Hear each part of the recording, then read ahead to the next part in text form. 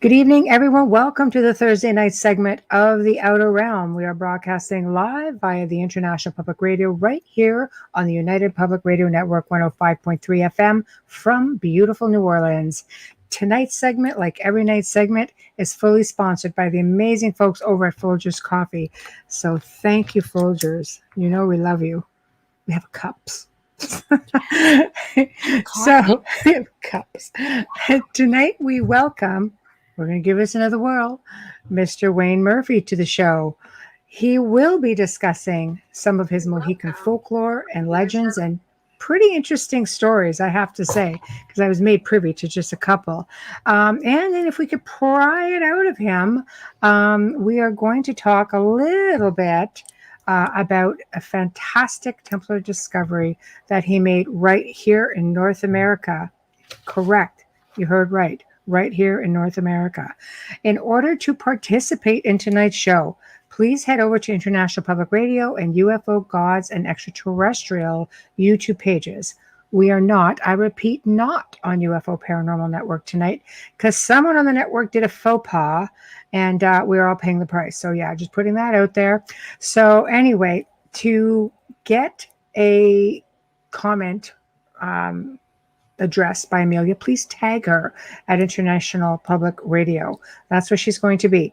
We're going to see everybody's comments on, we have Twitch, we have the two YouTubes, we have the Outer Realm Facebook page, we have, I think there's a couple more, iCar and United Paranormal. Yeah, there's roughly 3 of them. I think we might even be on Twitter, but I don't know for sure. I haven't seen everything come up in the stream yet. But please tag Amelia. We will do our best to address your comments between us for those people on Facebook. Right now I can see Michelle and Sherbear.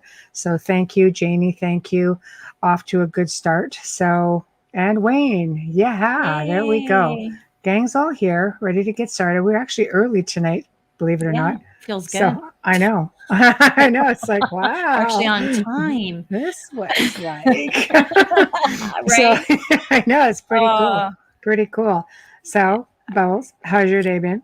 It's been a day. How's yours? About the same. Yeah, great. About the same. Yeah. It's that time of year. That weather is really kicking butts. If you suffer from migraines, you understand my pain. Yes. But you get through it. You do what you have to do. You do. Yeah. For me, it's just been a day of finishing up research, tweaking the gray zone uncensored, because for those listening who do follow the show, yes, we have been off for, 2 or 3 weeks because, it's been stupid crazy. And of course, hurricane and all didn't help, but we will be back on this Saturday, regular time. And we've got quite an amazing show for you guys. So I hope you'll come back on and see my new Knicks. Joe's got battle wounds is going to share. So yeah, but anyway, he's just self-conscious. Yeah. So we will definitely, have a really good show for it. There we go. No, apparently we don't. Apparently we don't.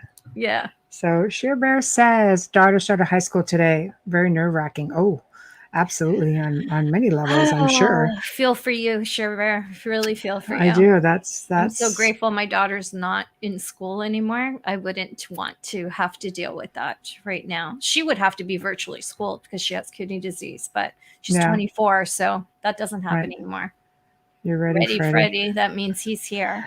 Okay, we're ready. We're going to do this. So why don't you just please introduce with that Wayne's bio? I'm going to try this one more time. Okay. Wayne Murphy is a Mohican tribal elder and founder of Team Templar North America. That is so freaking exciting, just saying. He is responsible for what may be one of the most significant historical finds on the Knights Templar right here in North America, putting together an amazing team of researchers at the top of their respective fields. Let's see if we can get him to give us just a little bit. Please help us welcome Wayne Murphy to our show.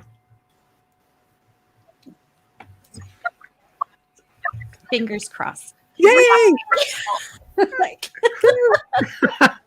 Can you hear us? Yes? No? Oh my God. Don't tell me we're frozen. Hello? Just move your head if you can hear us. My dog just opened the damn door. I wish I could just reach in there and just like flick a switch and say Adjust we're it. okay. I My know. nose. I'm We're gonna. frozen. We're frozen. Here we Yeah, go. I'm moving. Can you hear us at all, Wayne? Yeah, I know. I know. hear Gretchen us? was having problems there too because she put up a couple of videos today. Yeah. Can Yeah. you hear Well, us? We just need you to nod if you can. yeah. I'm gonna go on Messenger just to see. Okay, we're trying. That's I'm just okay. going to. Oh, we actually got you there for a moment. Yeah, we'll see what happens. Right now, if you're tuning in and you're not watching, we're just waiting. There's a couple of technical difficulties here. Hello, Joan. Joan, Elizabeth Miller. Yeah, Am we I can there? hear you. Yeah, we can hear you. Can you hear us okay? Yes? No, maybe. We have a little glitch here. Yeah, we're getting a bit of a delay from you. I can hear you. Okay. You're breaking up. I can But hear you fine. okay, Oh, no, that's good. better. We just heard you. Right. Okay. We can hear you also, but you're breaking up. Yes, I can hear you. Okay. Okay, good. Good. Okay. So, how are you? Might have to type the questions. There might be a delay. Yeah. It'll just be a delay because it's intermittent. Oh my goodness. Yeah. Yeah. If you're just listening and not watching again, there's a little bit of a lag. Yeah. We're trying. Okay. That sounds like a dead zone. Yeah. Okay. Yeah, I'm just messaging for those no who problem. are listening. We're just waiting to get a stronger signal. Just check your bars on your computer. Okay, we just lost them. Yeah. Try a different location. We're still early enough. Yeah. You gotta try a different location. Sometimes there's I have dead zones in my house, and I've got really high speed internet. Same here. Our walls are like 3 feet thick, so we have to be, really careful because it's my basement that just goes because it's so solid. But yeah, can you hear us? Okay, Wayne, you can hear us. I can hear you. Oh, okay. We can hear you. Okay, all right. So, how are you doing? Are you? Yes, I can hear you fine. Okay. How are you doing?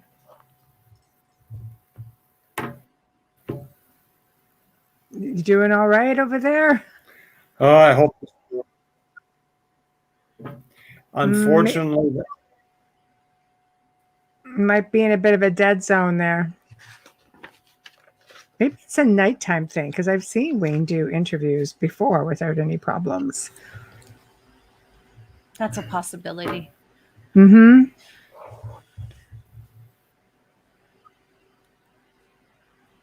Yeah, this is.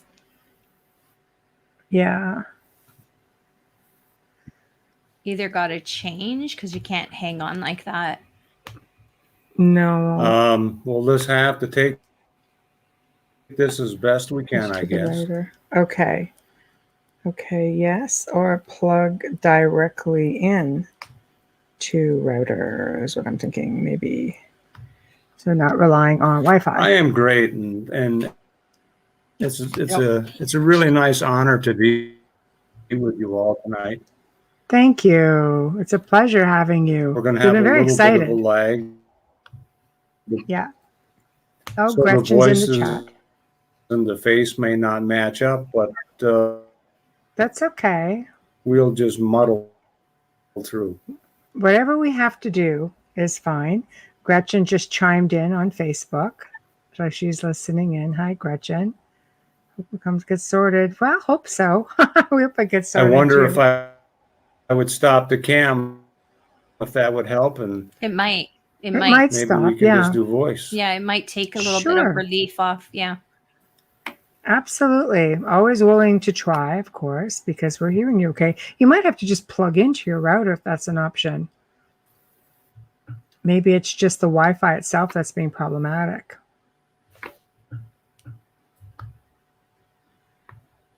That delay is long. Oh, there we go. I know they've had a very, very busy week. So I'm glad. Yeah, Gretchen's been posting. I've been watching. So there's somebody different. Hello. Hi, Gretchen. Hi, Gretchen. Hello, beautiful. Is this any? Can you hear me all right now? Sure can. Yep. Can you hear us okay? I turned the camera off, Okay. Well, we and I was see you. wondering if you could still hear me. We can see you and hear you, actually. Yeah. Thank you, Gretchen. Yeah. Thank you. Yeah, that's perfect. So are you still getting a bit of a delay, or? I think so. We might have to ship you outside, Wayne. I know. Go sit in the car. It might work better. You might have to drive down the street. My God. You're close. 3 more feet. Wi-Fi drives me crazy. It drives me crazy. Literally, my treadmill is only 2 feet away from the connection, but it's so big I can't move it. So I have to put everything on the other side of this one beam, and I want to rip my hair out when I'm down there in this gym, right? I just want to rip my hair out. But it happens. You get dead zones. It does. It does. I wish this was a better. Oh, we'll have to try to muddle through. We may have to, worst case scenario, do a taping with you sometime and then just play that on a show night. So Gretchen says, I'm out with Wayne's wife, Mary. I hope you guys are having a good time. Cheers, Gretchen. I'm just saying it. Cheers. Yeah. Absolutely. Yeah, Joan, we're all good. I'm going to move closer to the router. Check the antenna on the router, which is what Joan is saying. Maybe you need to. That's a good point. Sometimes you got to adjust it. Yeah, adjust the antenna on the router. Maybe plug in direct. Yeah. Maybe go sit on the roof, catch a tower somewhere. I don't know. It makes it tough. See, we have like 2 stories and a tower. So I can go sit in the tower and then I go sit on the roof if I had to. Yeah. I'm going to try. Okay. Well, I'm in the room with my router and I still have issues at times. So. I plug in direct. Yeah, I don't even. I got the other one plugged in. Yeah, I don't even mess around. Both my computers are plugged directly into one's into the router and one's right into the modem. Nice and clean. I don't. I'm right in front of it. Oh, well, we're having a bit of an adventure here. Yeah, I feel like I'm watching an investigation. I know it's right? kind of it is kind of cool. Wireless routers have little antennas. Yes, and sometimes they're internal. Actually, mine has 8 antennas. Yeah, mine has 8. It's a big, like it looks like a spider. It's huge. Yeah, I don't know. We do all right here, considering. But again, the walls are 3 feet thick, so we can run into a problem fairly easily, but especially knock on wood, we haven't. Got battery backups. We've got everything. Yeah. Like I've just made a point of, having whatever I need in case of emergencies, because in the summer here, we're notorious for brownouts. And of course, that's just enough to knock you off the show. So it's like, okay, battery backup, big one, and be directly in. So there's no issues, because the Wi-Fi, at least the Wi-Fi has a battery backup, and the guest is gone. Yeah. So we used to have that, but after they built that big subdivision, like literally 4 kilometers from my house, right. I'm grateful that this side of the highway, I am in the country, and that side is the city. I'm lucky that way. But after they built that big subdivision, that doesn't happen anymore here. No, that's not good. So it helped. It helped that we don't have the brownouts anymore, because they're, No, that's true. They have more power. So it's benefited us in that way. But hopefully he'll he'll try us back once I'm he's just letting wired in. production know that Joe know that keep an eye out because we're having a bit of a deja vu from last week, which Yeah. is sort of a big boo for sure, but that's okay. That's all right. We'll just sort of yitter yatter. I feel So bad for him because he's trying so hard. And I he feel so is. bad We for may just have to do a tape version.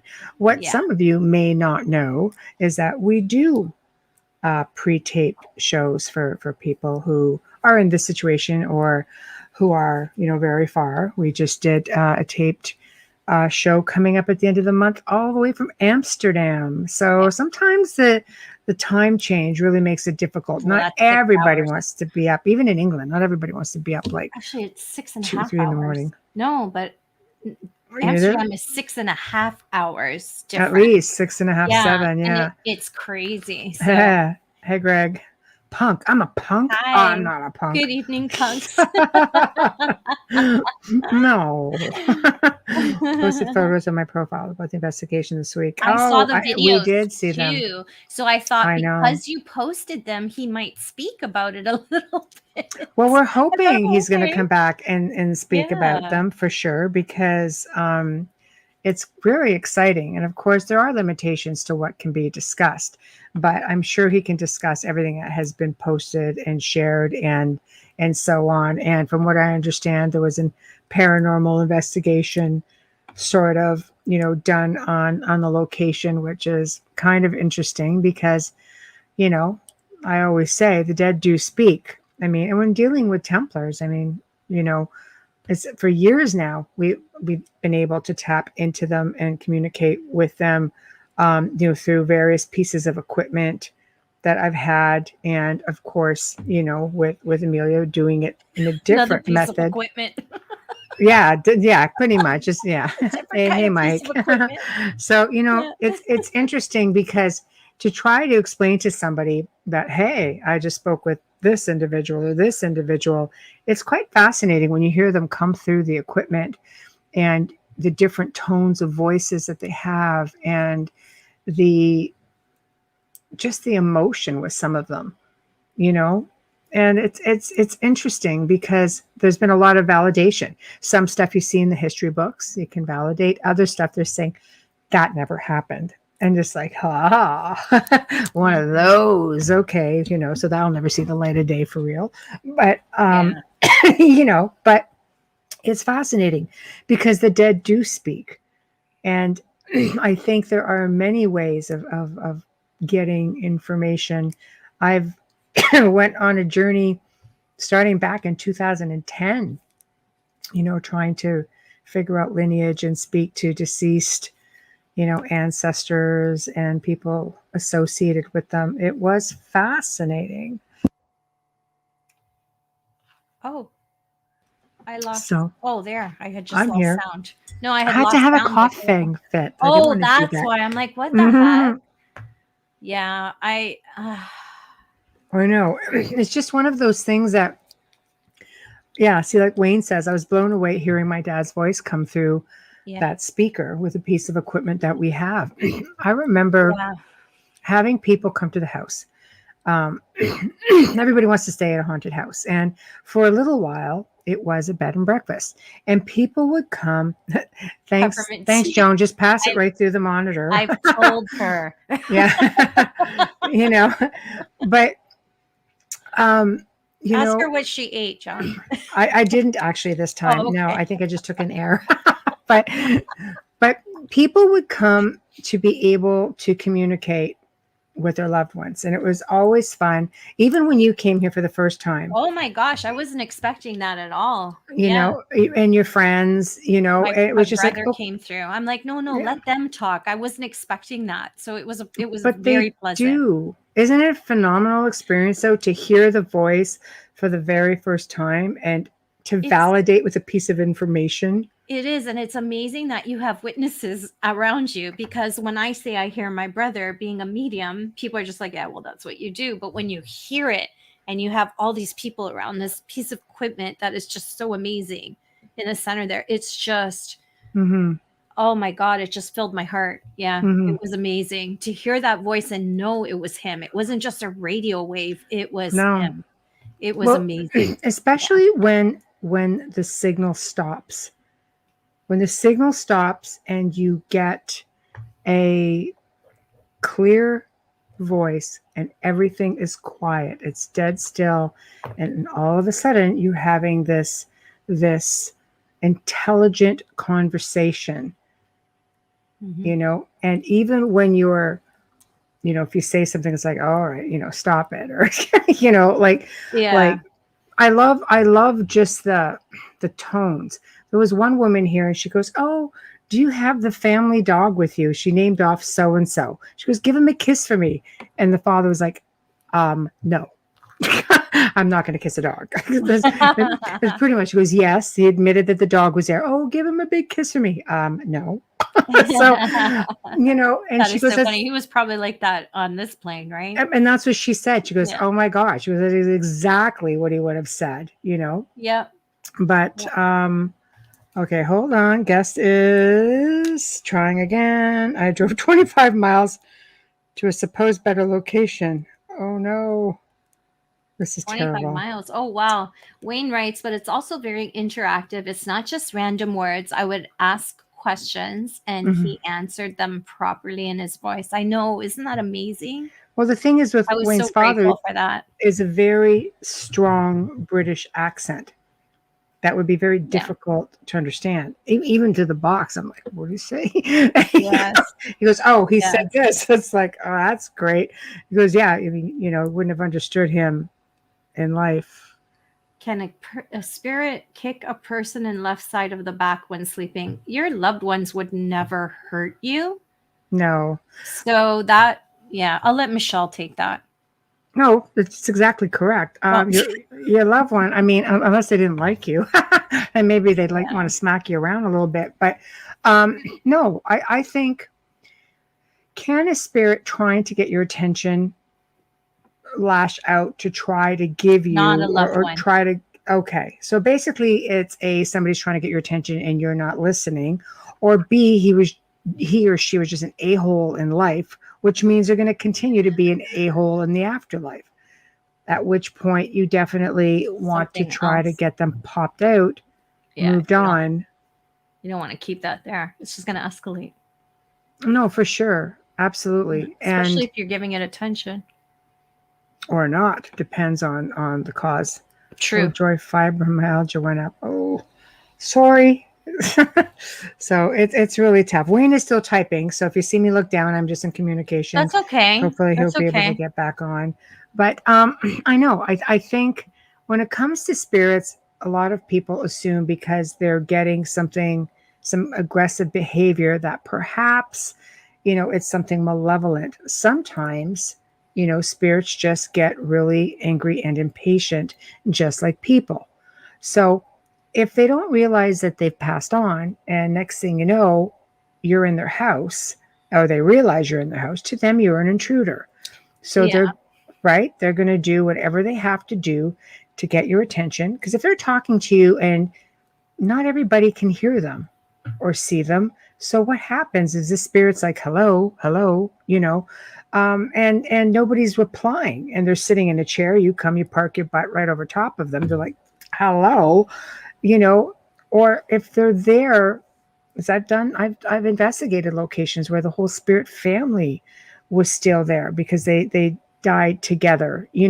So now you may have a spirit who feels like they're still alive and he's protecting his family or her family. So they're going to react harshly the same way you would if an intruder came into your home. I got a team of internet elves. I've got a team of internet elves pedaling the generator faster, Oh standing my by. gosh. Okay. Sounds good. That's fine. Let me know when you're back. Joan asked, can she sage herself? Here's the thing with saging. People think that they can sage the house, let's say, one time, and that's going to do the job. There is a technique to saging also. You should go And this is what I've worked with many different people from all different walks of life. And this seems to be the technique that is the most popular. You go to the center of the home, basement if you have it. If not, if you're in an apartment, get into the middle, and some people even will have a medium come in who can detect if the energy is going clockwise, counterclockwise. And that's the way you want to go with the energy in your space, hopefully. And then you work your way out to one room.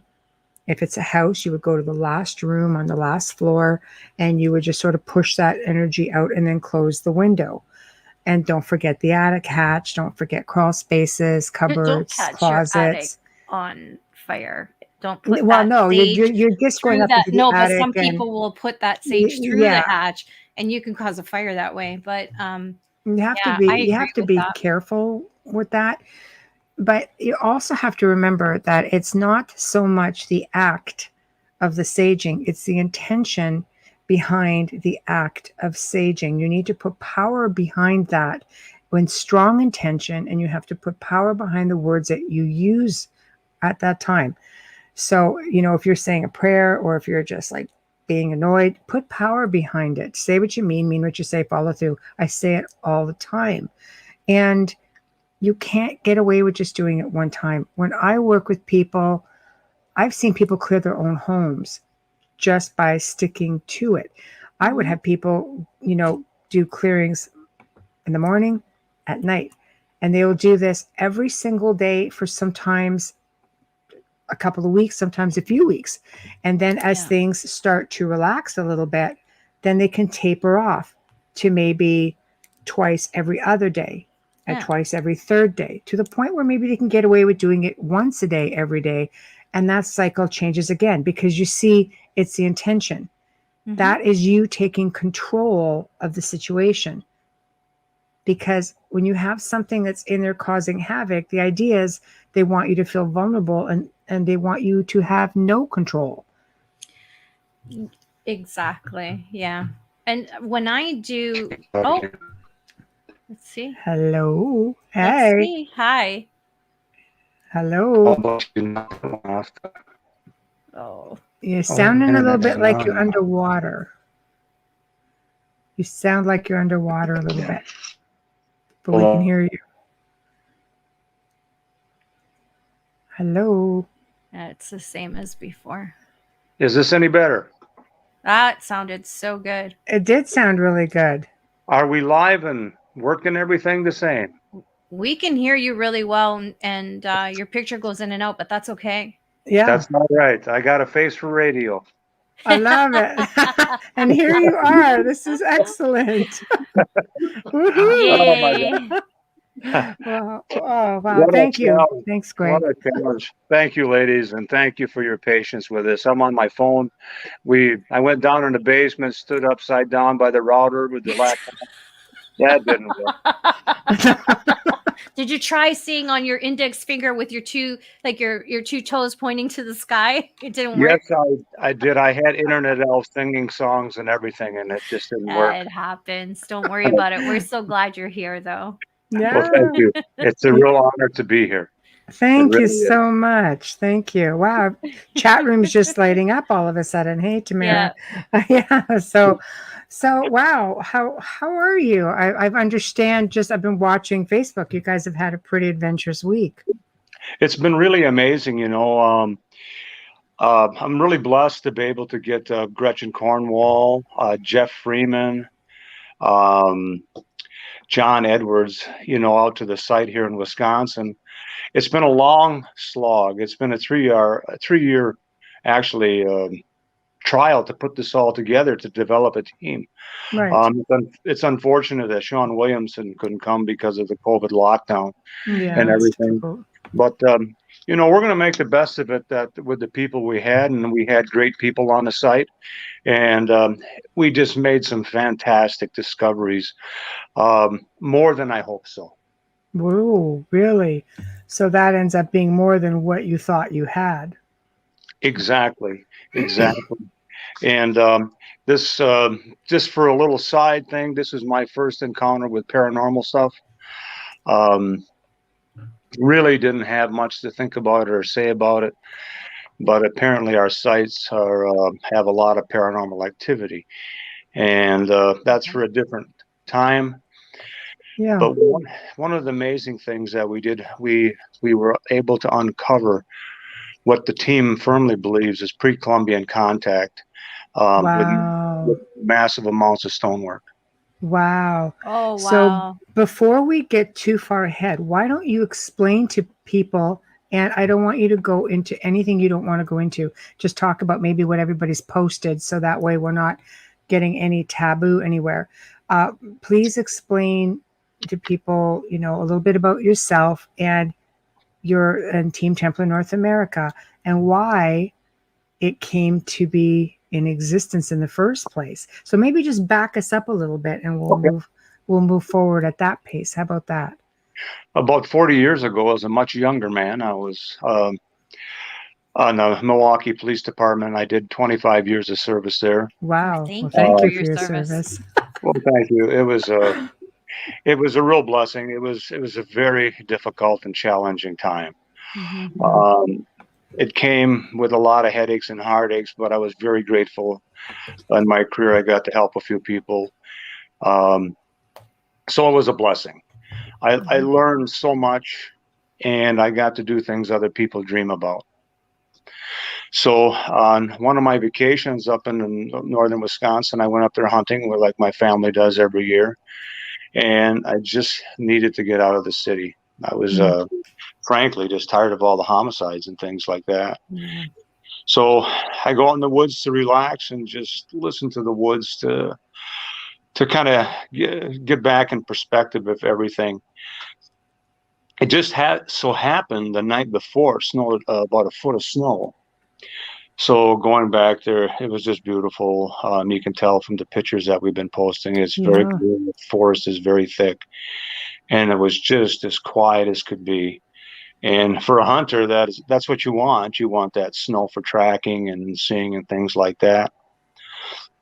So I walked into an area that I had been in before, but I came in from a different location this time. Mhm. And I was taking my time, what you want to do with hunting. This is not a race. And I get back to a certain spot where I wanted to be. I could see the river.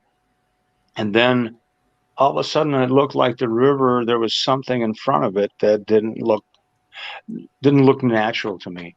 And as I'm walking up closer and closer, all of a sudden the ground looked like it was going to drop off about 30 feet. Wow. Wow. And I said, wow, of all the years I've been back there hunting, I never seen this rock formation before.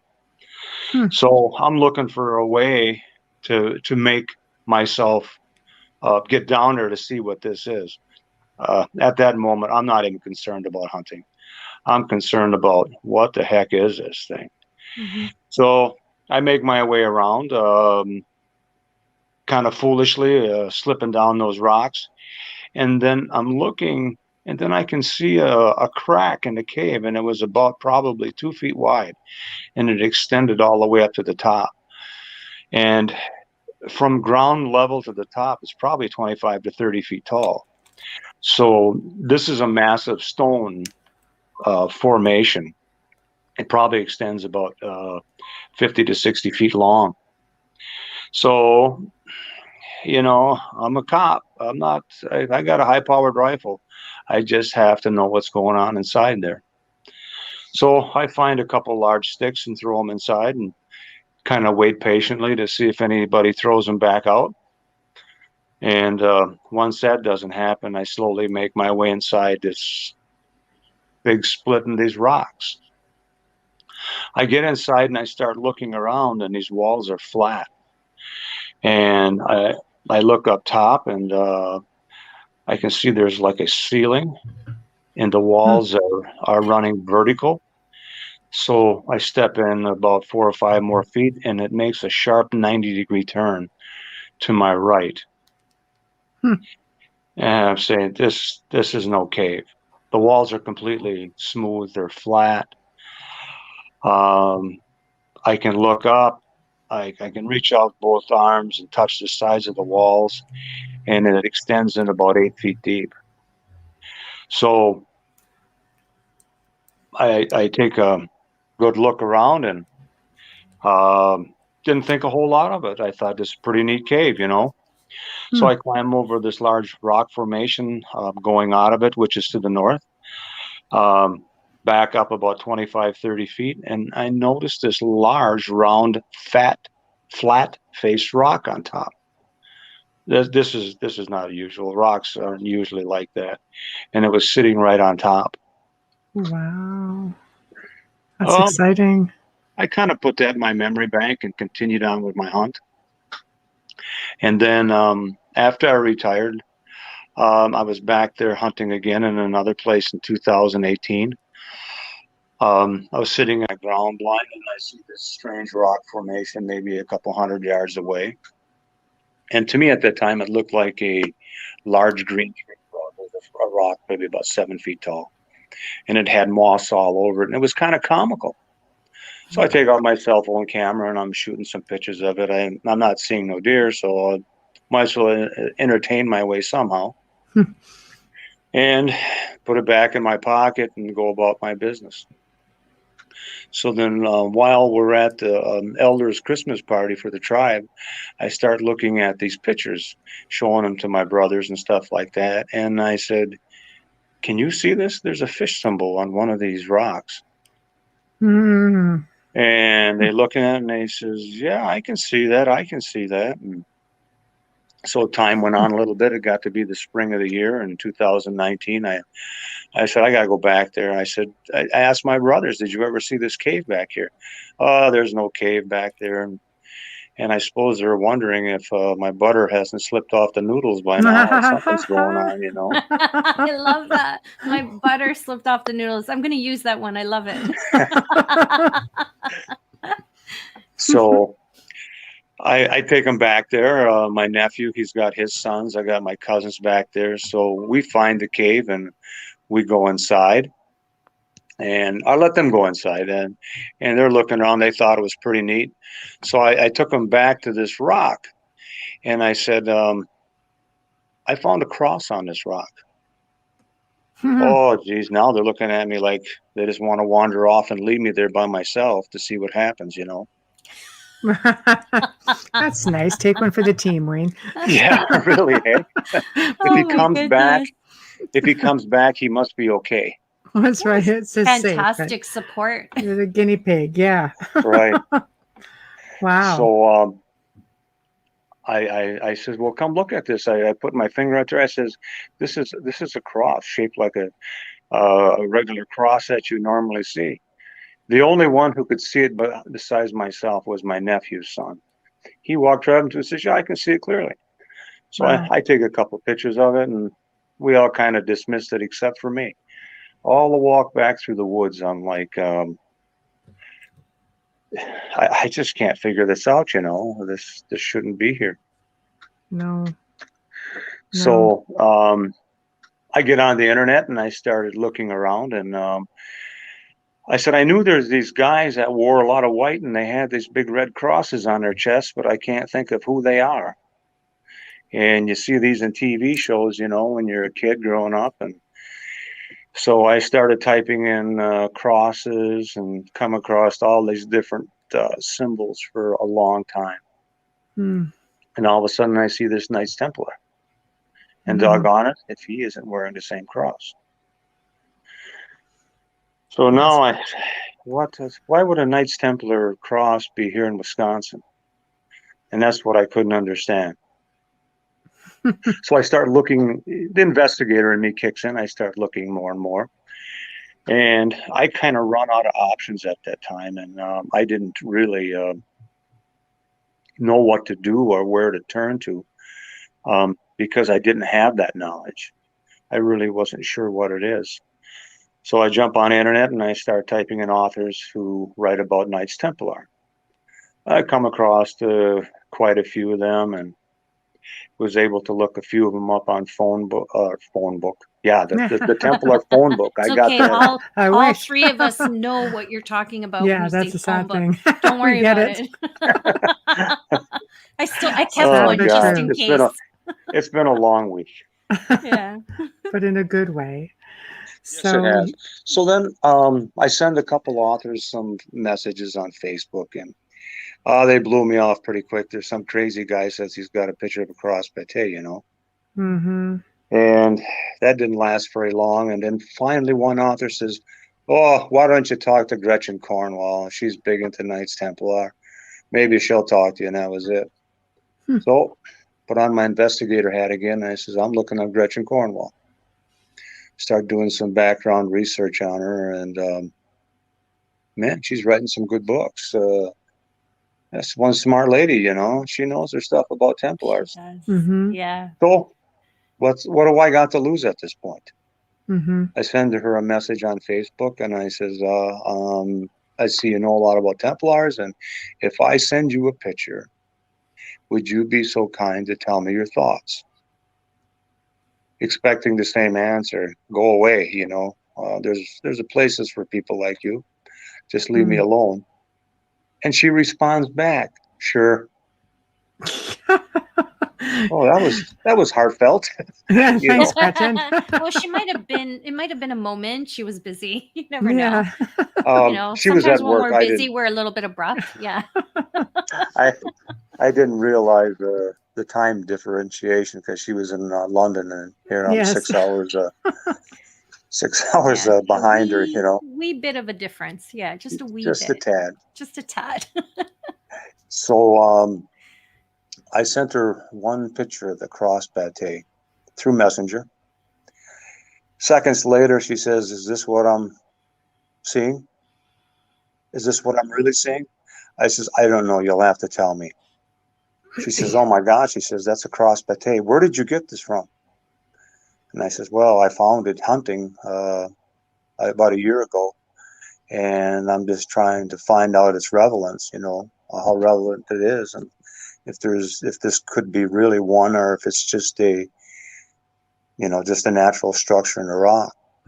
And she says, "Oh my gosh." She says, "Where are you located?" And I said, "Well, hold on, you know." Yeah, I'm not giving away the whole freaking farm here until I know what's going Yeah, on. Right. I'm kind of out in the woods here, you know. It's kind of rural, and Mm-hmm. I said, I'll send you another picture. So I did, and a little different angle, and she was just blown away. And about 5 minutes later, my phone starts ringing through Messenger, Mhm. and it was one of those calls like when I first tried to get out of the air. It'd fall in, fall out, fall in, fall out. It was a challenge, but then finally we got enough connection to talk. We made some progress. I was convinced that she was the real deal. She was convinced that I could be playing with sharp stuff and it would be okay.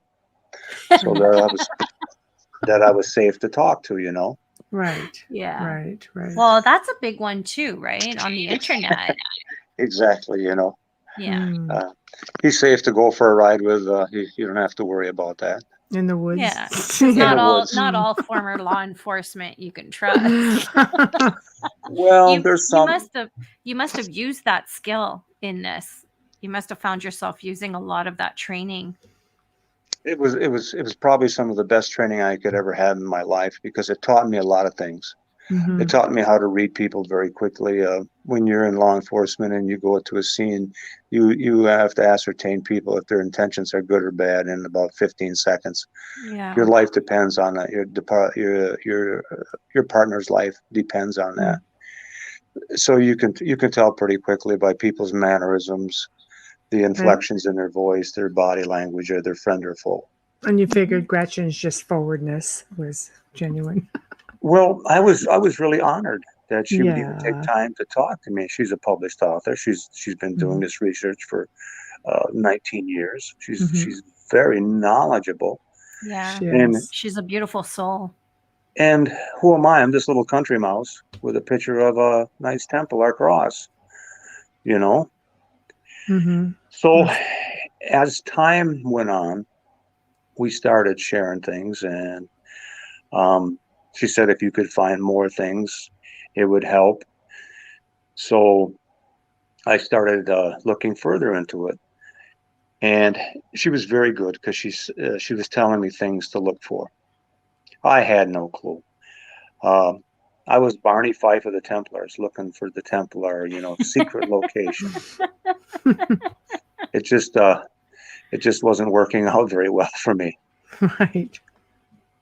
So I said, you know what? I said, maybe there's something in the cave. Maybe that's the next step, I took my brother back there with me, and he says, what are we doing back here? I says, well, I see this cross on a rock, and I would just like to see if I can, find anything else. And all the time, he has no idea why I actually had him back there, that I had been talking to Gretchen Cornwall in London, and I'm looking for Templar graffiti or anything. Mm-hmm. So I get back to the cave, we start shooting pictures, and he's looking at me like, what are you taking pictures of rocks for? And he kind of wanders off. So I'm taking all these pictures and everything. And it wasn't till later, after that I got back to the house, I started going through these pictures. And I come across one on the side of this cave, what I call a cave, and we later named to a tomb, because we feel there's some significance in naming that. And if there wasn't a carved outline of a fish, and right to the left that was a triangle facing upward. And whoa, that goes off to Gretchen in London, and she's pretty excited about that. I bet. No kidding. Yeah. Yes. It's and exciting. So then I start looking at the pictures of the interior of the tomb. I see 3 carved crosses. Ooh. And I said, holy man, what is going on here?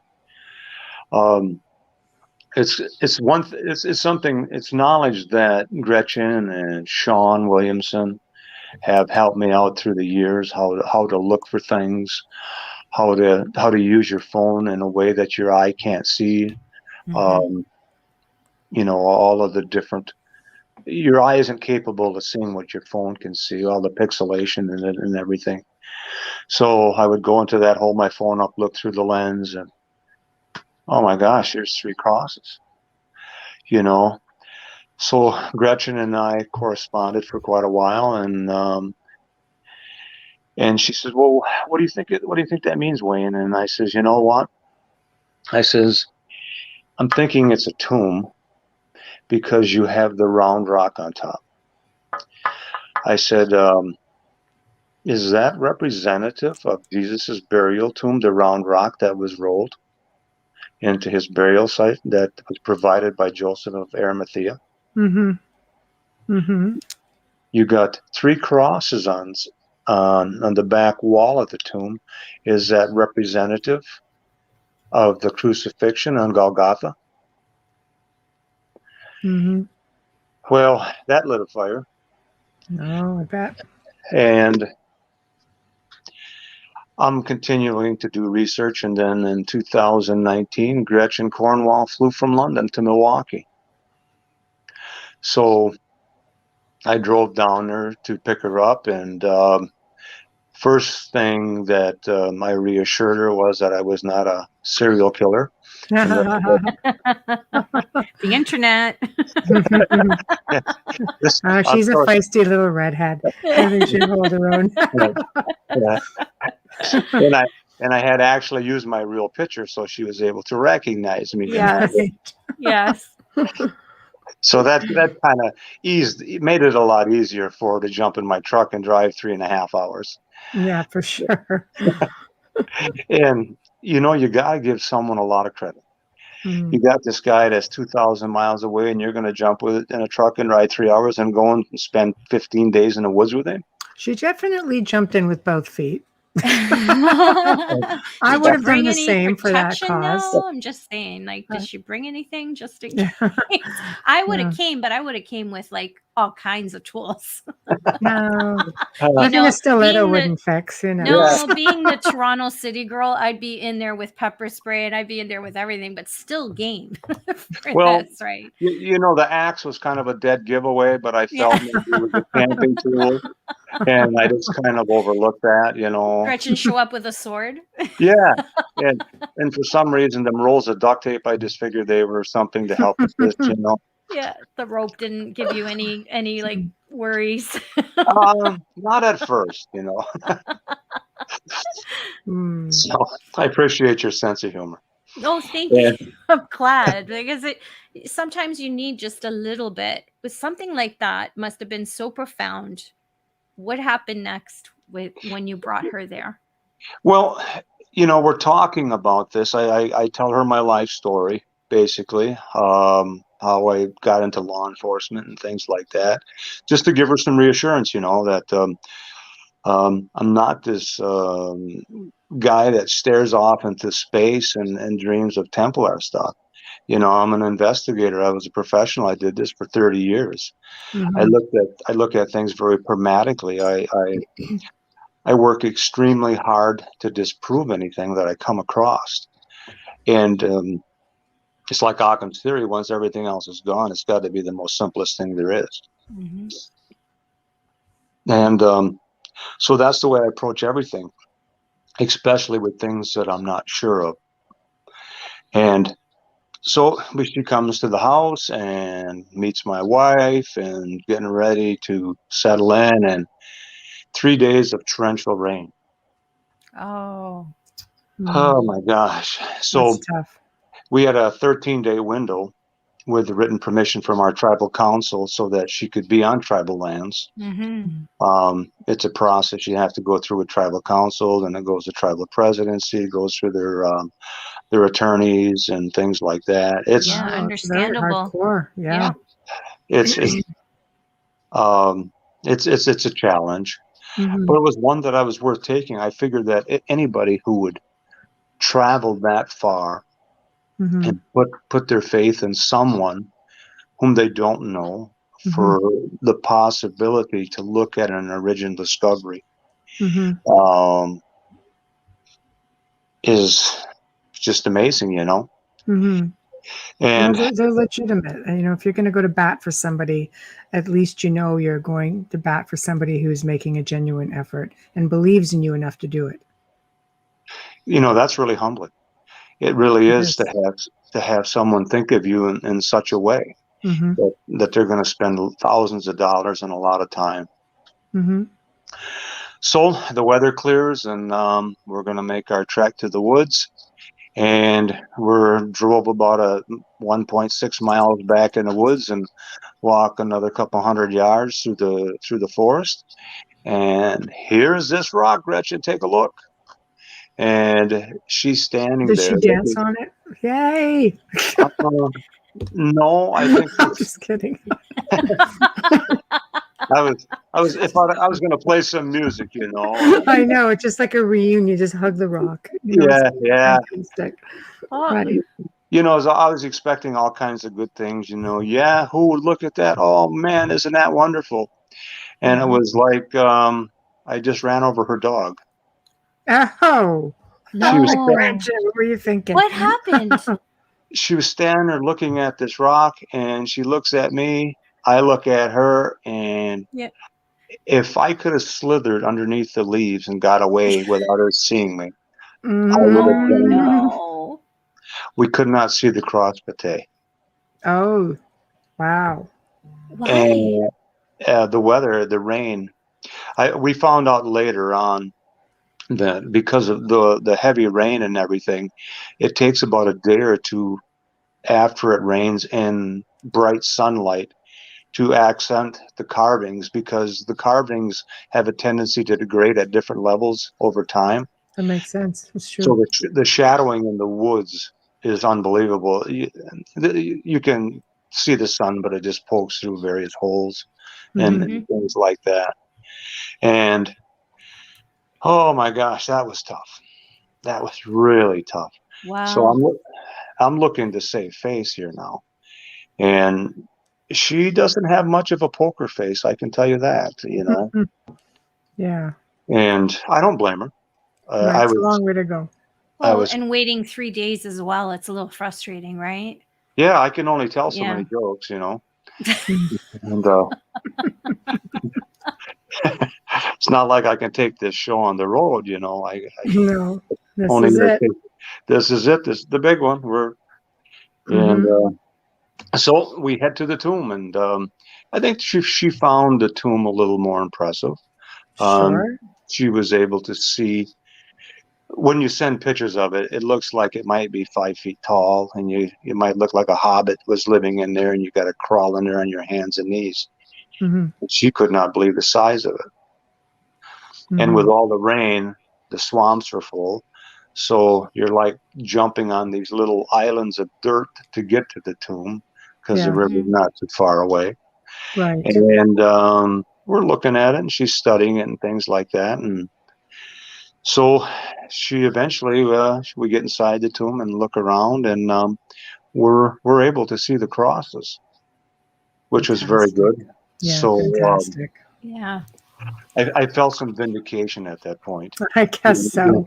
You know. Oh, absolutely. It was real. It was real. Did you read her face at this moment? Oh, yeah. She put the axe away and the duct tape and the rope, and I was good. That's great. You're like, okay, I'm going to make it home. Yes. Oh, that's amazing. Yeah. So, To share that moment with someone and say, like, and she's validating. Yes. She's able to walk up there and touch them. We took, I don't know how many pictures at different angles and things like that. And then all of a sudden she stops and she says, "We got to leave." I said, "Well, you got to go to the bathroom, No, she says, "We gotta, she says, "We got to leave. There's something here." She says, I want you to take me out of here." So we climb out of the tomb, and I'm trying to reassure her. I says, "You're in good hands. I'm a trained professional. You're not going to get hurt.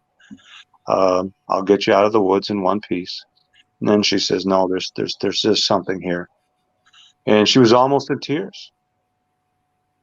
So we made our way back to the truck, and she was able to compose herself, and then drove out of the woods. And we didn't say a whole lot, and she just looked at me and she said, "Did you feel that too?" I said, "Gretchen, I said, this is an odd place back here." I says, and I didn't say nothing to my sons for a long time, but when I'd go back there hunting, it almost feels like you're displaced. I've hunted this for all my life. And you'd be sitting back there, and all of a sudden you get the feeling like, I don't know where I'm at. I know where I was at physically, but it was just like, I'd look around like it was all new to me. So I can't explain it. It would come and go. And then when my sons got older, after they learned to hunt and go off by themselves, we're sitting around talking, and I said, "Hey, back there by the rivers there where we hunt and things like that, have you ever felt like you didn't know you were at?" And my youngest son, Paul, he says, "Absolutely, Dad." He says, "I don't know what it is." He said, "Every once in a while I get this, like, I'm out of place." The energy. Yeah. Well, you're stepping into a sacred space in a way, I really didn't, to be honest. Well, I can only be honest with you. I really didn't know nothing a lot about that, the paranormal. Yeah. I'm used to dealing with people with guns and them kind of people.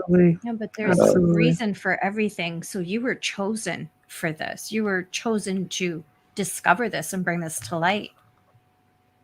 It almost feels that way. I don't want to be so bold that I was somehow. Truth. No, but you're humble. The truth. You see, and that's, I think, the key. You're humble. You do it out of respect, and you're humble about it, and you are delicate about it, and you're protective of it. They chose you. They chose you. You're welcome. And I just, I want to treat this in the right way that it's supposed to be treated, and not make anything more of it or anything less of it. It has to be told truthfully, and the best way that it can be, to give honor to whatever it's supposed to be. I agree. I agree with you, and I think you're the person that is doing just that. Thank you. You're welcome. Thank You're you. welcome. Thank you for being there. Thank you for sharing this. This is huge. This is huge. This was it's an emotional roller coaster ride. Most of my brothers thought I should be put in a knife safe place with no sharp things. That's what brothers are for. Yeah, I got 3 of them. I could just feel the love, and so I just basically quit talking to him about it and just continued on quietly, and I think after a while my family must have thought, there he goes on his Templar quest again. He's reading stuff about Templars and stuff. But basically, I'm just doing research and trying to figure out what is going on here. Well, I mean, this could be potentially, the research is one thing. They have to look at you and go, this is a really monumental history-changing thing here. Like this is huge. And I am so, so grateful that it is on your sacred land, because that means not just anybody can come on it. It's safe. Yeah, I thought about that quite a bit, and when you put the totality of it together, there sure seems to be significance to why it's happening there. I think so. Yeah, I think so also. It's a big question in everybody's mind. Why were they there, of all places? We don't have anything saying that they even traveled anywhere near there. Nova Scotia is a big deal. So it's like, why? And it's just incredible. Yeah, bits and pieces, I think, coming to light, And it's funny you use that term, bits and pieces, because that's what I call my investigation, bits and pieces. Nice.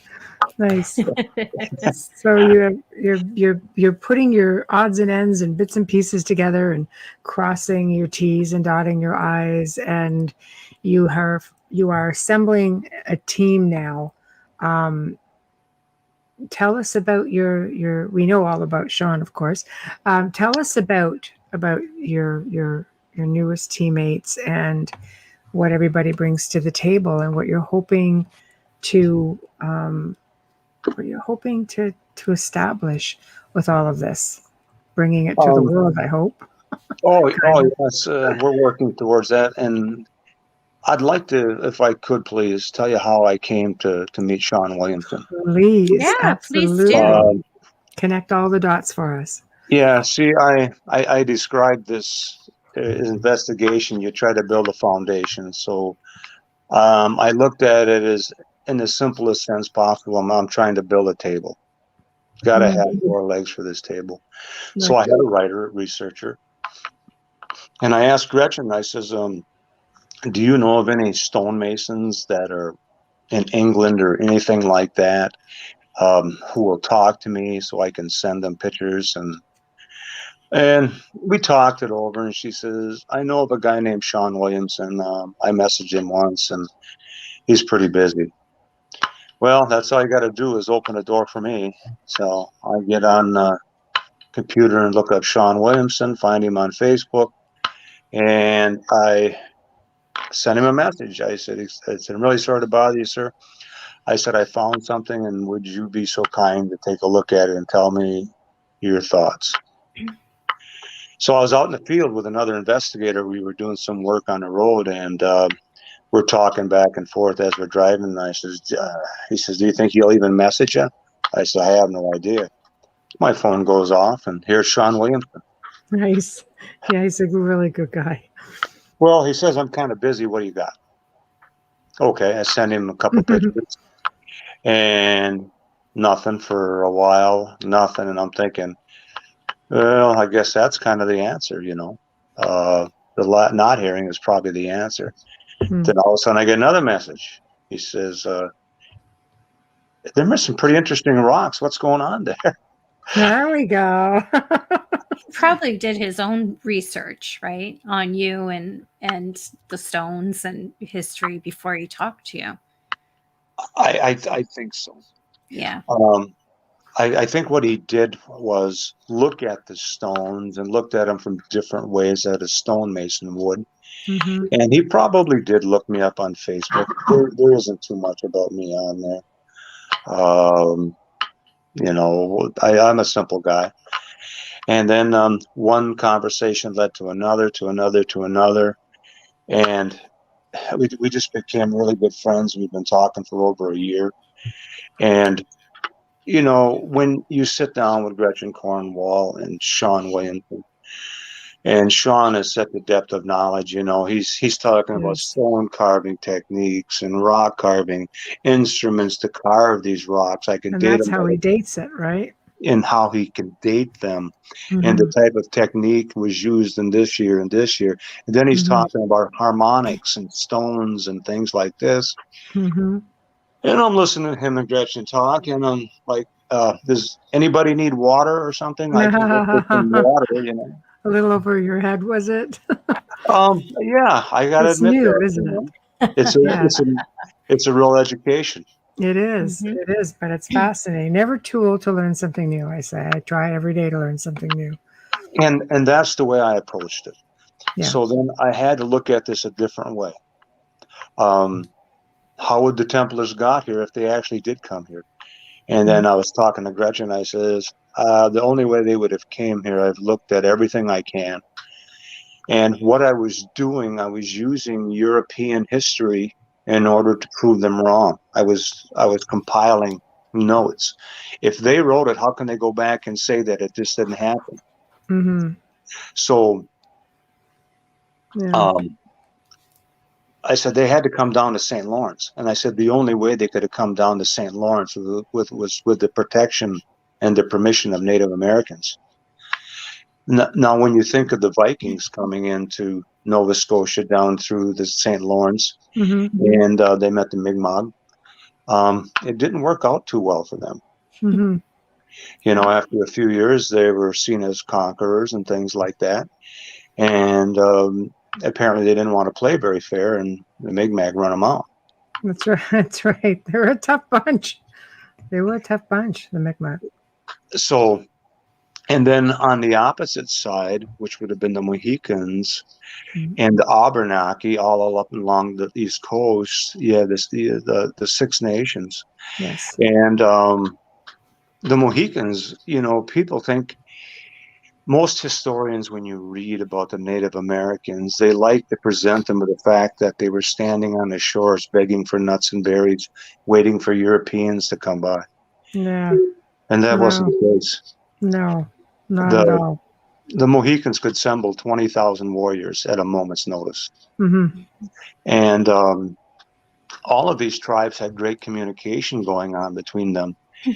And when you start looking at history written by European people in say, Pisano in 1525, when he landed in North Carolina, he talked about the Native Americans and how they come out to meet him, and they gave them food and clothing and shelter, because with the Native Americans, that's a sign of honor. Mm-hmm. When you have guests come to you, and basically you show your kindness through the things that you can do for them and give them. Mm-hmm. And it's a sign of honor for the people to be able to give. And they saw so much. They saw so many natural resources and everything. And one of the things that they did see was gold. And the Native Americans didn't have much use for it because they were more interested in copper. Right. That was just what they liked. They went so far to even throw sporting events for Pisano and provide feasts. Pisano at one time said their government was equal, or if not above, European, because they were so well versed and everything like that. Mm-hmm. And as he made his way up to the eastern seaboard, heading towards Nova Scotia, he went to the Hudson Bay and run into the Narragansett, and they did the same thing. They treated him very well. And there he was able to see the richness and vastness of the land, and then later made his way up to the Mi'kmaq. And in between that travel, Pisano and his men kidnapped some Indian children. They kidnapped a young Indian girl and a young Indian boy.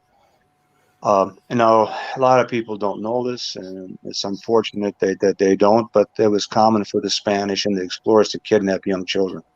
I didn't know that. That's And, horrible. well, they would turn them into translators. They would force them into learning their language and translate for them on future voyages. Mm. When the chiefs and all of their party came out to see Pisano, the men on the ship were making such lewd comments towards the women that they wouldn't even let the women go aboard. Just the men went aboard and talked and did what they had to do and did training. So Pisano continues up the coast, gets up to around Nova Scotia area, and eventually meets the Mi'kmaq. And they didn't want nothing to do with him. What I'm thinking is that word got out that they were kidnapping young children. Yes. And that word spread pretty quickly. Do I have proof of that? No. But they said they would only trade with him from the cliffs by lowering baskets down. And then they would put things in baskets and take them back up. And then after that, the Mi'kmaq made some rude gestures to them that Pisano described, and they sailed off. Mm-hmm. And so I started putting these pieces together about Pisano. Then I found out in 1915 on the coast of New York, a gentleman was putting in a dock, and while he was digging, he found a Viking spear point. Yes. So with the best information he had it analyzed, and it was from about year 1000. Wow.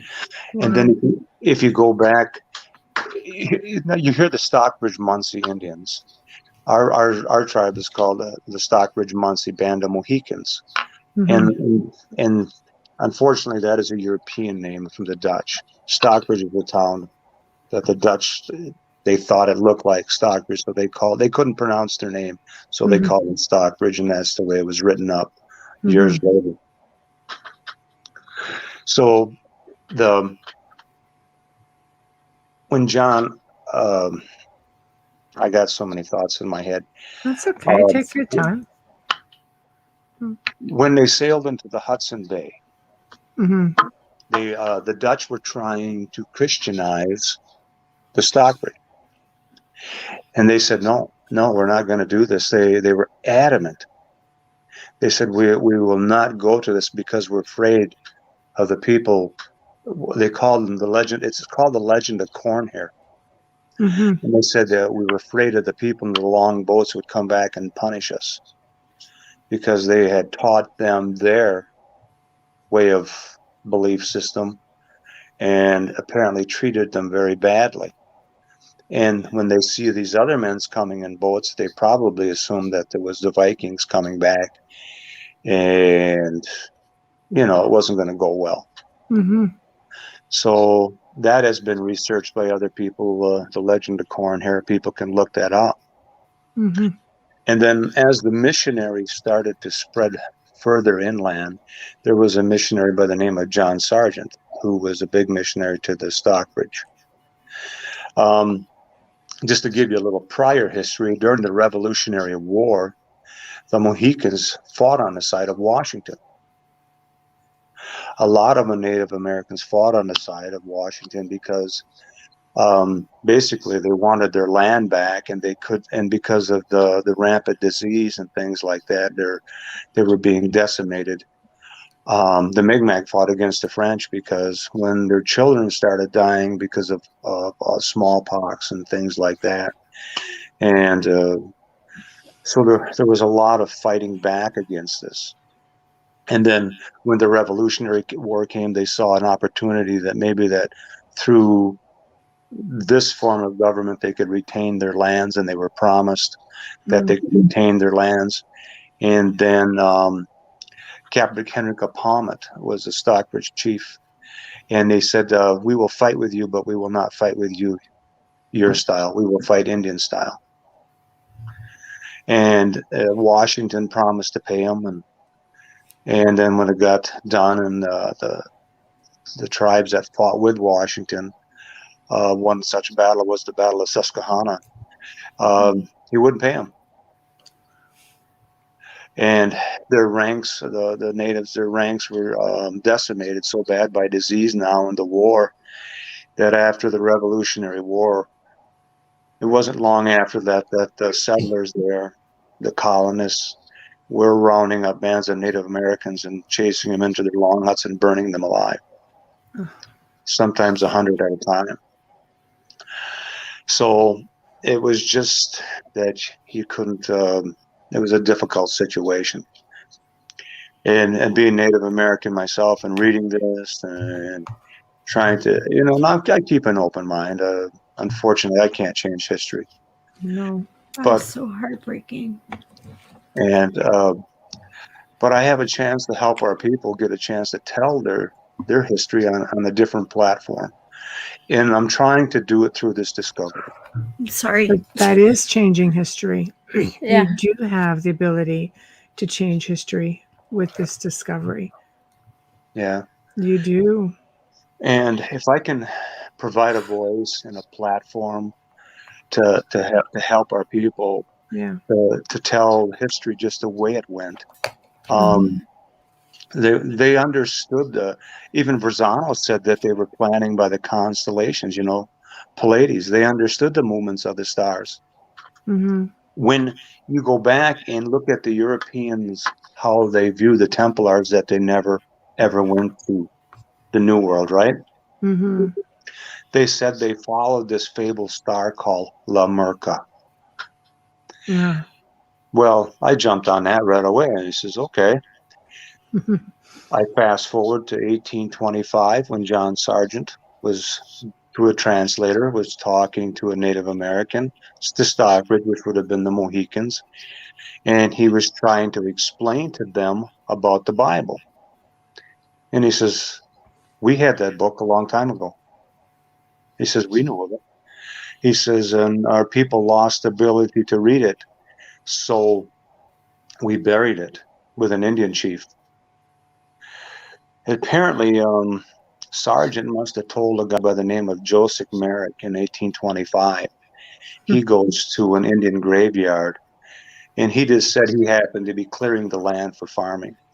Well, he dug up this Indian graveyard. In this chief's burial mound, he found a piece of leather, what he described as a piece of leather.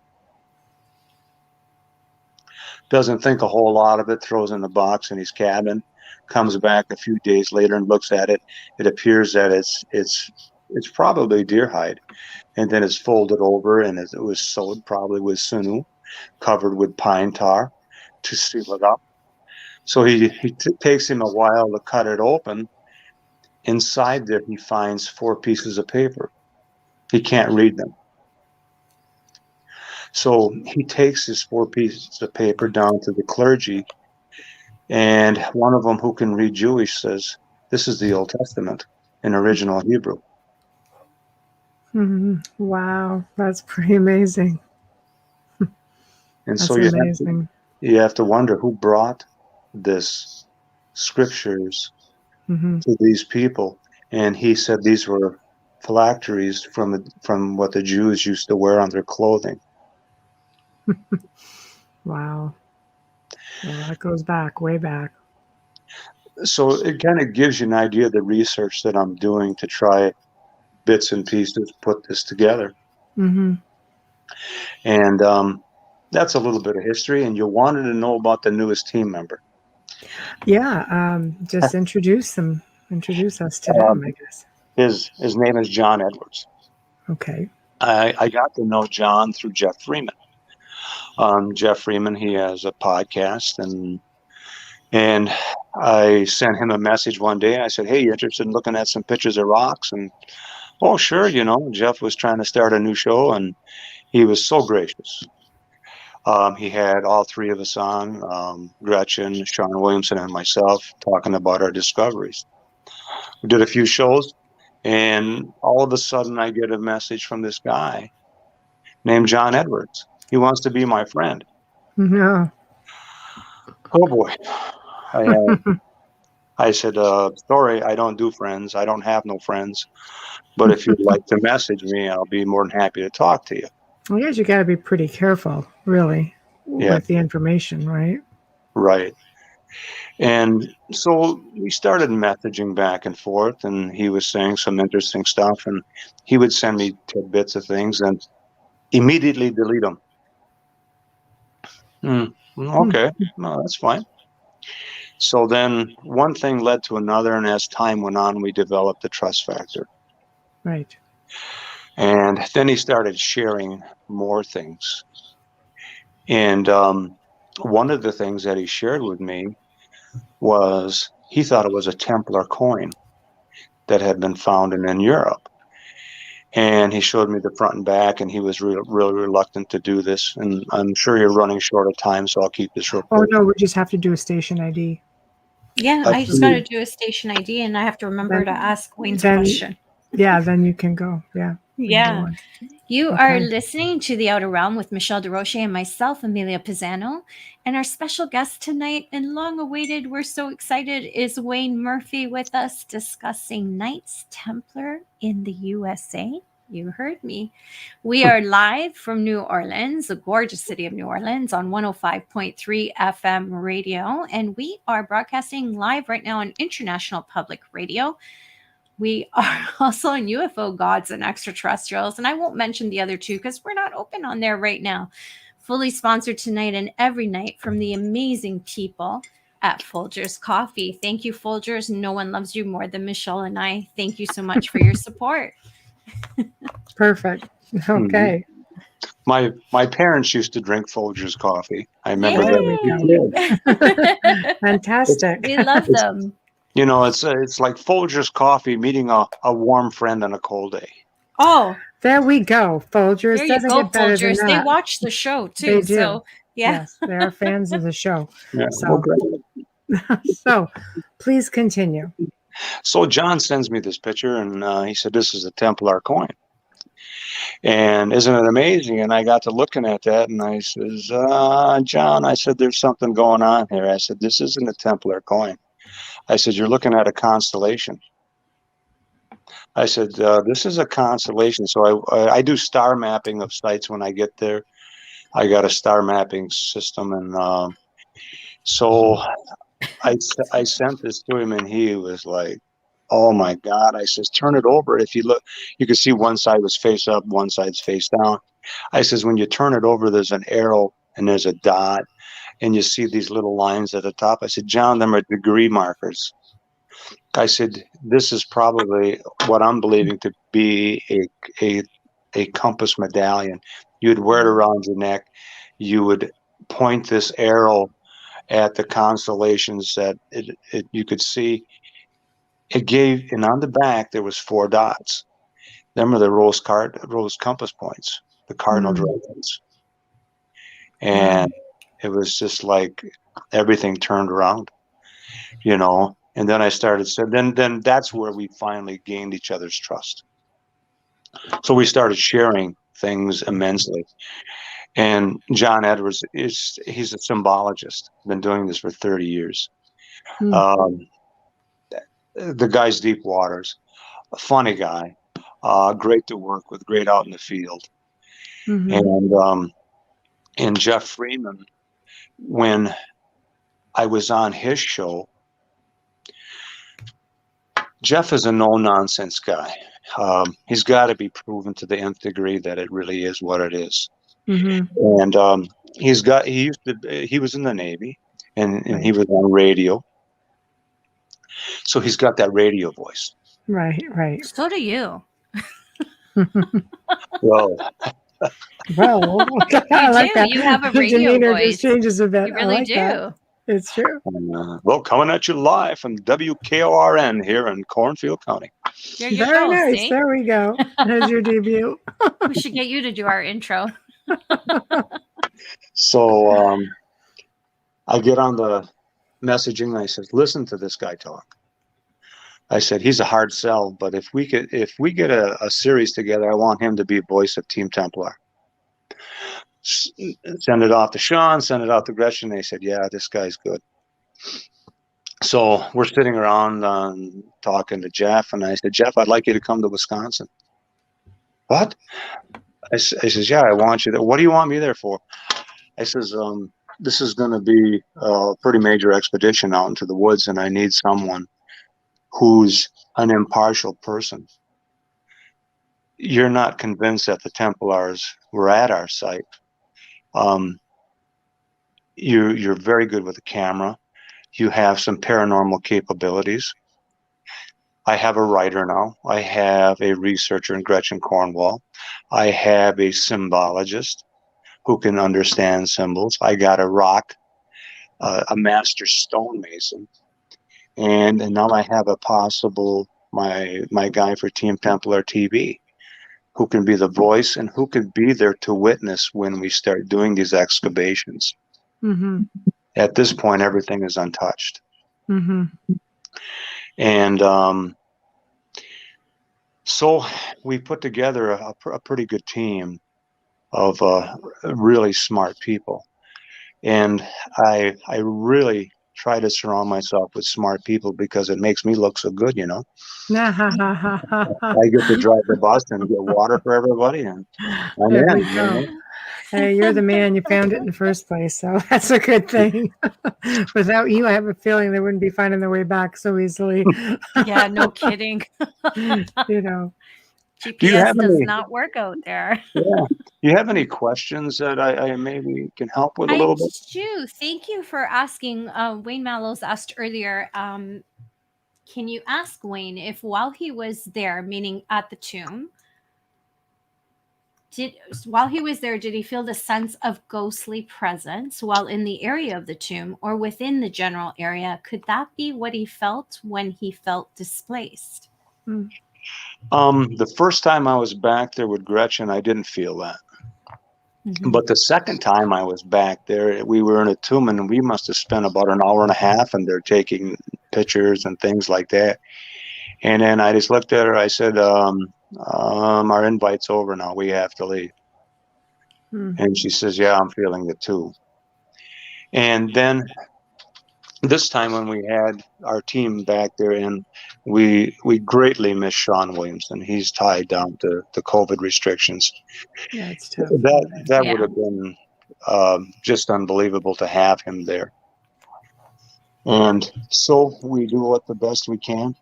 And not being a big believer in paranormal stuff, I'm kind of a black and white guy. You know, I got to be able to see it and touch it and feel it.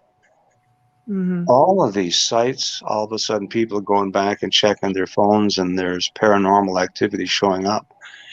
And this is during the daytime. Mm-hmm. Mm-hmm. And I put special sensors out at night for almost 28 days with cameras. And that's my first experience catching an orb, coming upriver, coming over some logs, and flying right into the tomb. That's exciting. Well, that is so exciting. That is an orb. Yeah. I had my grandson with me while I was downloading the video, and he says, look, Papa, there's a globe floating, he says. He said, it's flying. He's 6 years old. He has no clue. The children see everything. Their natural abilities haven't been tampered with. I think it's fascinating because I believe that, it's not just sacred in the area of the tomb, but it's sacred to your people. The land is cherished. The land is not abused. I believe that you would have a lot of elemental spirits there. You would have a lot of spirits of your ancestors. And I believe that whomever may be or have been in the tomb would also feel at peace there. One of the most moving things that I found when we were at Site 3, we were looking at a lot of formations and everything. And I took John Edwards down there. It's difficult to walk down these high rocks and get there. And you only got about a 3 ledge to stand on before you fall in the water, and you wouldn't do very well down there in that falls. And I was showing him what appeared to be the partial carving of a bear that's been carved out of the rock. You can see the hindquarters of it. Wow. And with erosion in Wisconsin is terrible. You know, you got 8 seasons a year, and it's hard on these structures with the freezing and things like that. So we do our shoot and showing the bear outline. You can see almost 3/4 of the bear that appears the front fell off. And then all of a sudden I said, John, I said, look, I said, there's a fish symbol. Where? And he's all excited. I says, I never seen it before.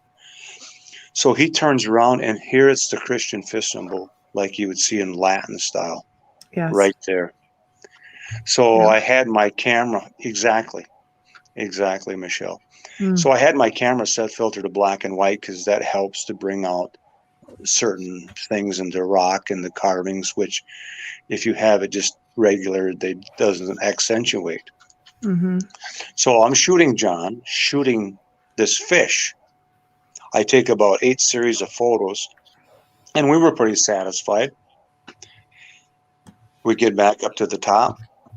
I'm going through these photos. About the 4th one in, all of a sudden I see this mist solidifying in a picture.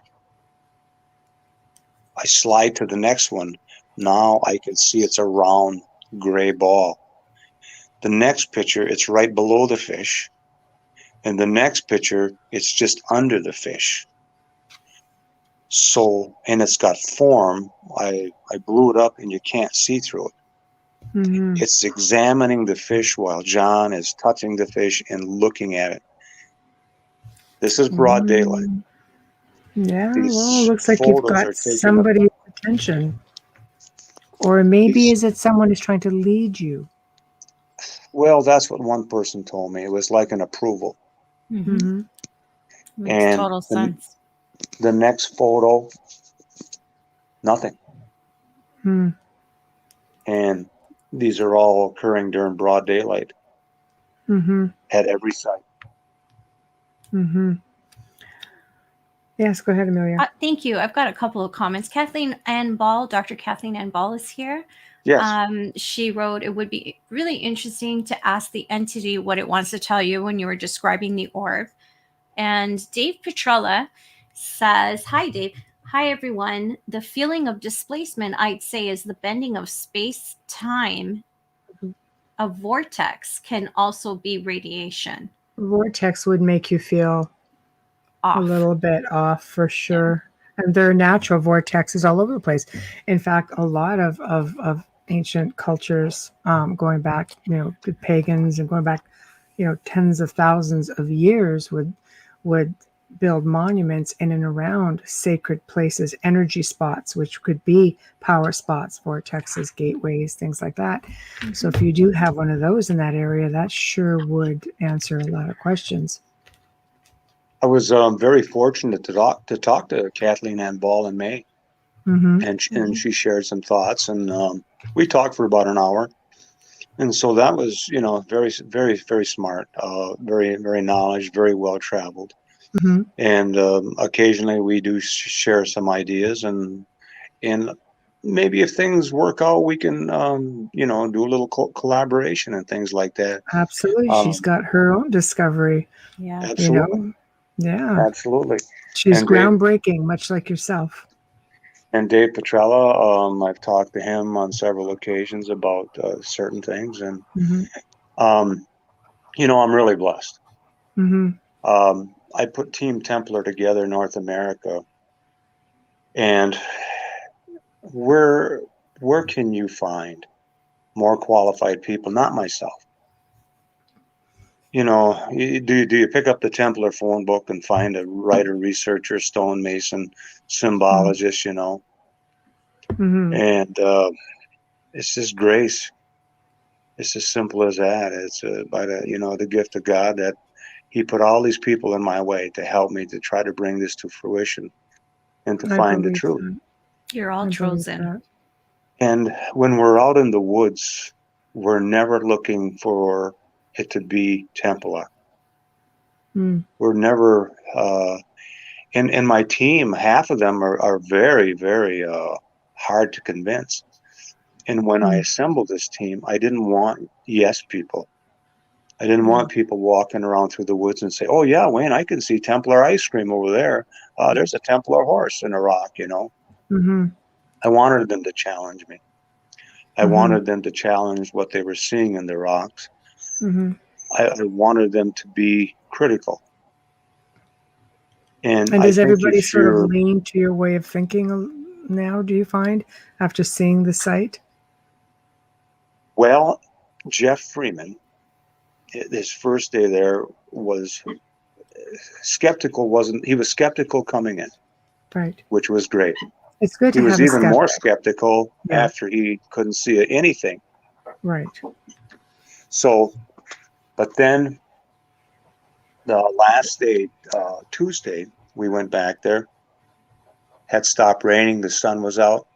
We go back to Site 1, and we think we saw St. Catherine's wheel on the rock. Because that's not like the bonus. And, wow. And it wasn't. And we found this at Site 3 also. And Jeff Freeman found this. And we named a stone called the Freeman Stone because it appears to be an arrow pointing at something. And we have limited time, limited resources. And Jeff found two great things. So we left John in the tomb to do his paranormal stuff. And we went to the tomb, coaxed him out of there after throwing some marshmallows there. And he followed this to the site, and all three of us could see the same thing. And so what we did is after we got back, we did side-by-side comparison pictures of the wheel that we saw at Site 3 and the wheel at Site 1. Sent them off to Sean. Hey, Sean, tell us what you think. And right away, he gave us our thoughts. But when you have three people seeing the same thing at the same time, I don't think we could be matrixing or imagining this, No. So no. It's just an unbelievable trip. No, I definitely think that you're going to find more. I mean, you mentioned you've got five spots after what I saw online. Just Site 1, 2, 3, 4, 5. We went to Site 5, and I'm not going to say why we went there. No. It's okay. No. We just did some metal detecting, and we found a couple items, but we don't think that they're going to give credence to the rocks at this time, and we'll just let it at that. Okay. So, go ahead. Sorry, Dave Petrella asks, how do you define St. Catherine's wheel, Wayne? That's a great one for Sean and Gretchen. You got to remember, I'm not this pro at this stuff. If you think of a compass, right? And then if you would draw a line straight up and down, east and west, north and south, that would be, it was, I forget what Sean said it was. It was in a tower that the Templars carved in a tower. I could look it up, but it would take too much time. And then when I was talking with Sean about this, I said, it's got these points in there and it resembles the four cardinal directions. Instead of being a wheel, can this be a compass?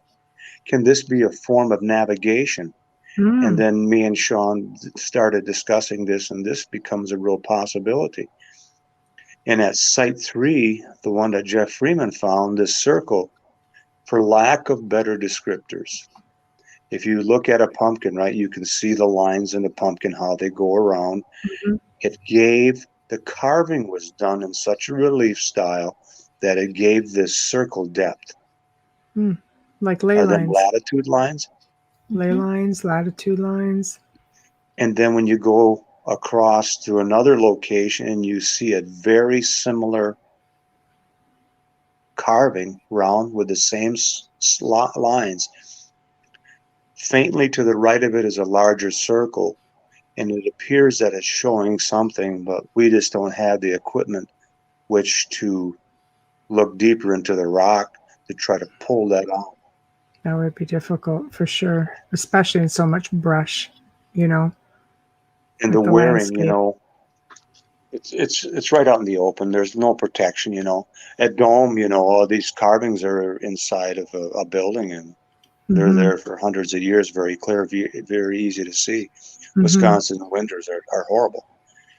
Yeah. And I've been I've been close. Yeah. Yeah. so just being able to see these now is an unbelievable blessing. Mhm. It's just remarkable. And then to have pictures from 3 years ago where Gretchen Cornwall and I took massive amounts of pictures, to have recorded this before they eventually do just deteriorate to the point where you're unable to distinguish them anymore. And that to me is always so sad because you're on borrowed time with it. So, question you don't have to answer, and I'm not going to hold you to answering. The tomb, as you call it, empty or just haven't found? It needs further Okay. exploration. One thing I I like will that. give you, though, while we were there, when Gretchen was there, we found what appeared to be a very faint carving of a sword Wow. on one of the walls. Wow. And when Sean and Gretchen and I were having our meetings and talking about this, I says, you know what? This is definitely referring back to the biblical story of the Garden of Gethsemane. You have a representation of a possible sword that one of the disciples of Jesus cut the high priest's ear slave off with. Now you've got the three crosses resembling, Golgotha, the crucifixion. You got what a resemblance of the tomb of Arimathea, the Yes. round stone on top. Mm-hmm. Symbolic, Pretty yes. significant. Yeah. Is it true? I don't know. I need a lot more smarter people than myself.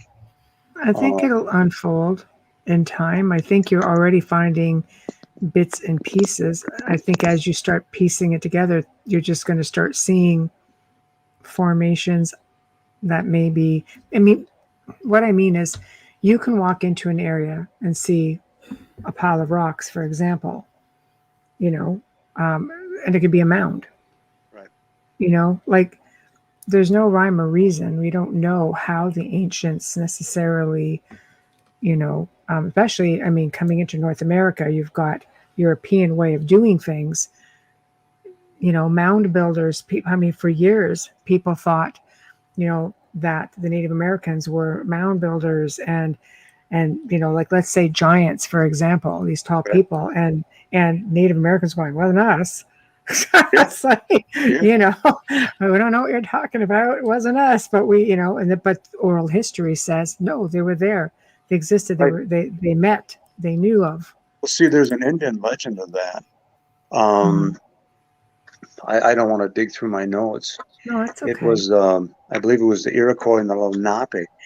There's in their history where they came through Minnesota, they were up in Minnesota, and they were trying to, because of the weather conditions were so hard and it was hard to plant and keep their crops. I'm not sure if they went around the southern end of Wisconsin or went through Wisconsin, but anyway, they were crossing the Mississippi River. Wow. And they ran in to the Nephilim, the giants, and they were able to communicate. So they asked the giants if we could cross the river. And they said, no, you can't live in our lands. We're not going to let you live in our lands. Well, they were talking back and forth, and they says, you can cross the river and go further east. So when the giants started seeing them come across by the thousands, the giants, this is according to Native American legend, they attacked them in the river. And they fought for a long time, over a period of time. Well, eventually the Native Americans drove them out. Wow. Drove them down the Mississippi River. And then further out west, And then you have other tribes talking about battling the giants out Wow. west. And one such story is where they were fighting the giants and chased them into a cave. And then the Native Americans would challenge them, come out and fight us like men, you know. And then when they would step out, they'd naturally shoot them full of arrows, and that took care of that. Right. But when they wouldn't come out no more, they would throw large brush and wood in front of the cave, and they set it on fire. Wow, they meant business, that's for sure. Well, the Nephilim were, these Yes. giants were cannibals, Yes. Mhm. and they were very mean to the Native Americans.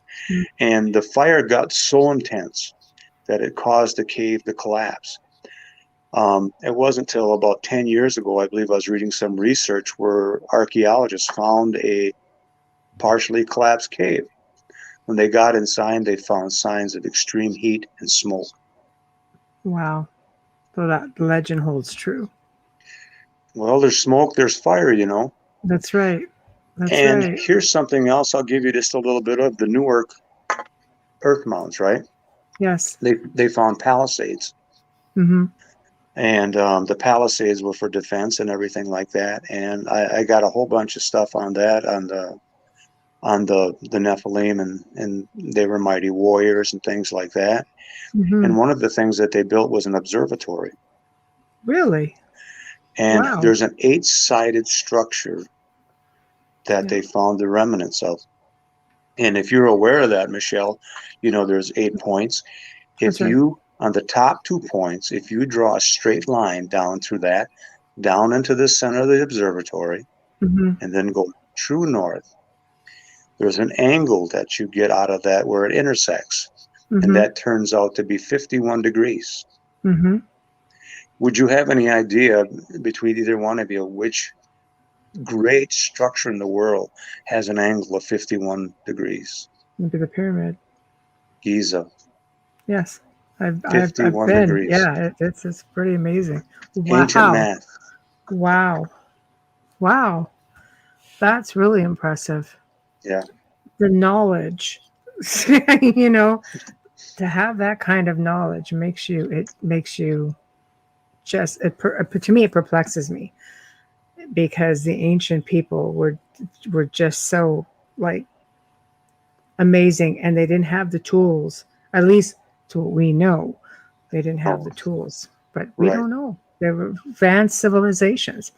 Right. You know, I think we think that we're all that in a bag of potato chips, but realistically, I think we're pretty clueless in some respects compared to the ancients who came without all of the modern technologies that we have.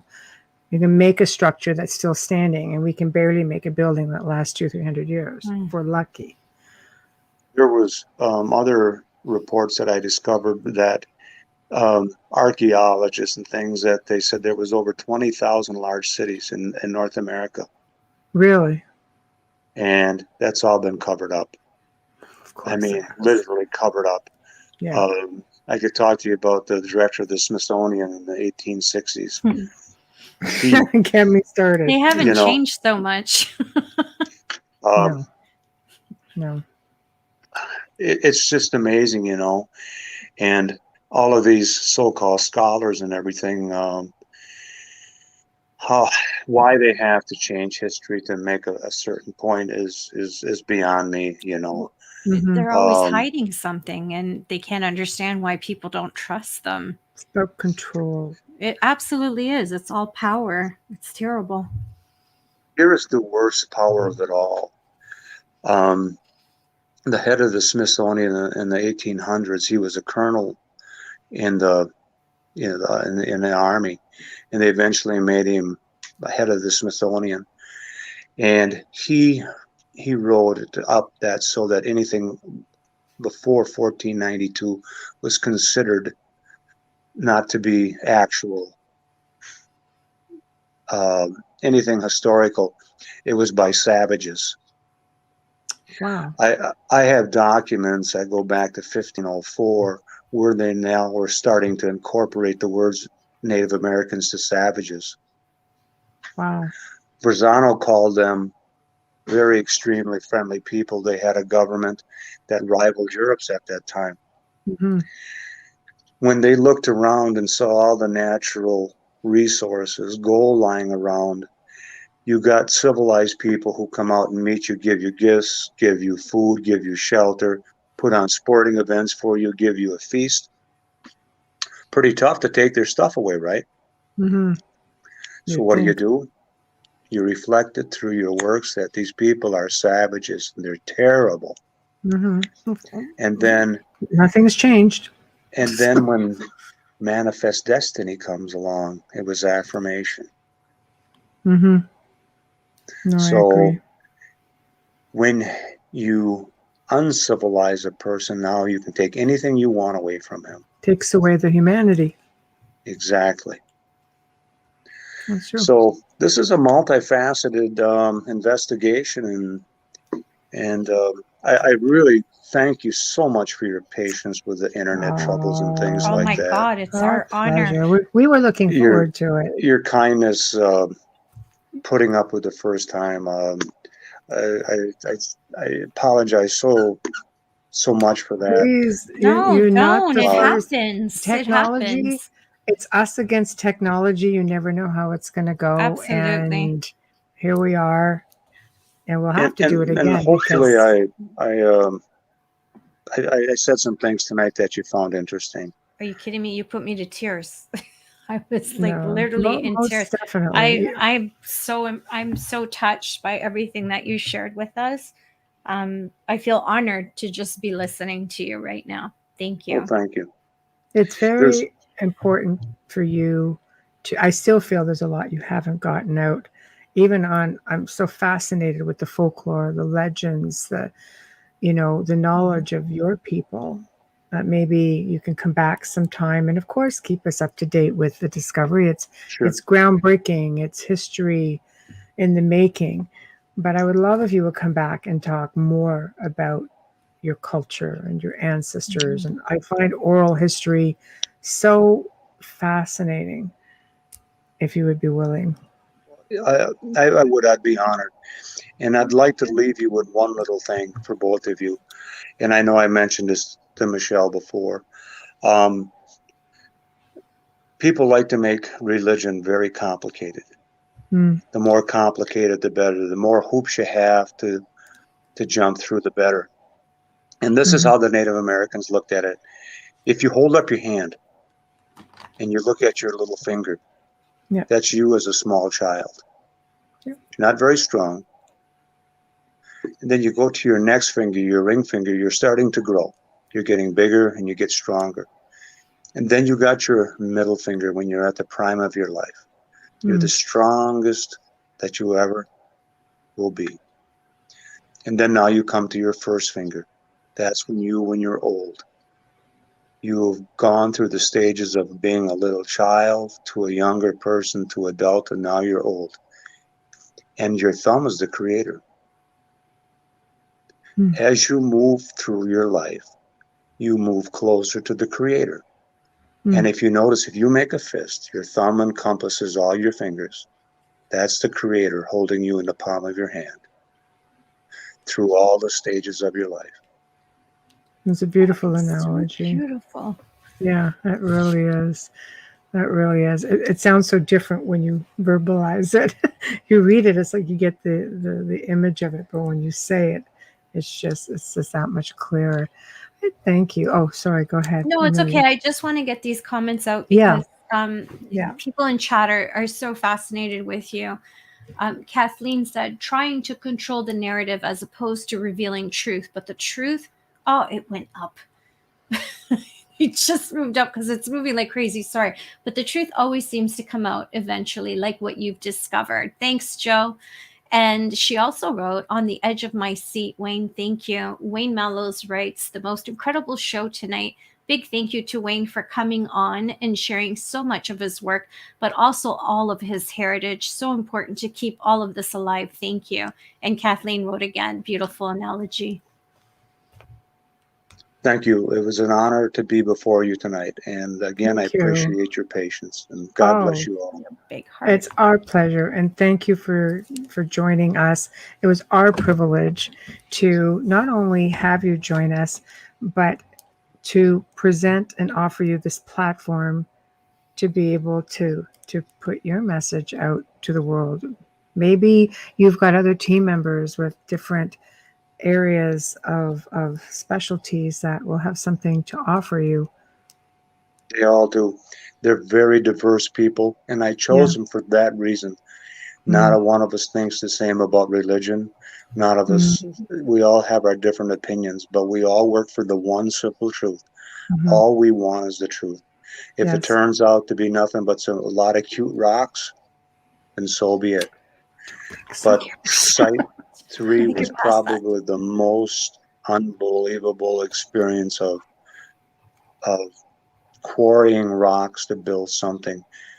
You got triangles, you got keystones, you got major building blocks, and I'll leave it at that.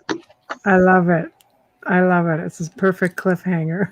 So thank you so much. Yes, thank you for joining us. Thank and you I both.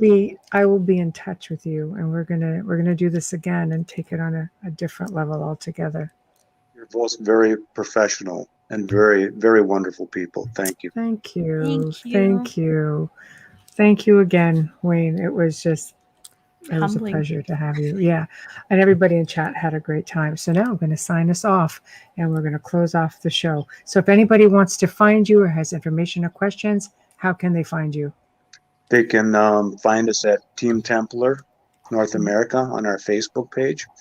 And that's probably the best. We have a web page, but we just don't have the personnel to man that to answer all the questions that we get every day. So we ask people to be patient while we get more people on board. But Team Templar North America, our Facebook page, and you'll be able to keep up with us on day-to-day things as we go along. And it's such an honor, and thank you everyone who listened tonight, and for those who follow our adventures. I know I'm one of those people. So thank you very much, Wayne, and have yourself a wonderful evening. Since you're an hour behind us, you still have a little bit of time to enjoy your evening. You have a safe drive home. Thank you. Yes. Thank you very much. Thank you. Good night. Good night. Wayne. Well, everyone, we have come to another fantastic end to this segment here on the Outer Realm. And thank you all for tuning in. Thank you for being in chat, because you guys make it that much better. And huge thank you to Wayne Murphy. Honestly, he's just such a joy. I can't wait to do this again. He's just a wonderful, wonderful man. Big thank you to Joe Montaldo for manning the fort behind the scenes. Huge thank you to Folgers for having the faith in us to sponsor us tonight and every night. Remember to stop by the International Public Radio and UFO Paranormal, but not today, and subscribe. UFO Gods Paranormal. Stop by there too. Head on over to Facebook. Find us on the Outer Realm. Some of you guys are in chat watching the show tonight. If you'd like to contact us direct, the Outer Realm Contact at gmail.com. The Outer Realm Contact at gmail.com. Next Wednesday, we welcome back our friends who we all know and love, Carl Cookson and Hamilton White of the Lost Relic Hunters. Note the new name. They will be able to discuss their new season of the show, which is premiered this week. So going to be a little bit different. Not quite what you think, but it's always unplugged with these gents. Thursday night welcomes for the very first time Dr. Kimberly McGeorge. She's versed in the paranormal, cryptozoology, UFOs, you name it, she knows it. Can't wait to see what she's going to have for us. Again, don't forget Joe and I on the Gray Zone Uncensored this Saturday, 5 to 7 Central, 6 to 8 p.m. Eastern Time. Until then, Amelia and I bid you all a good night. Have a nice, safe weekend.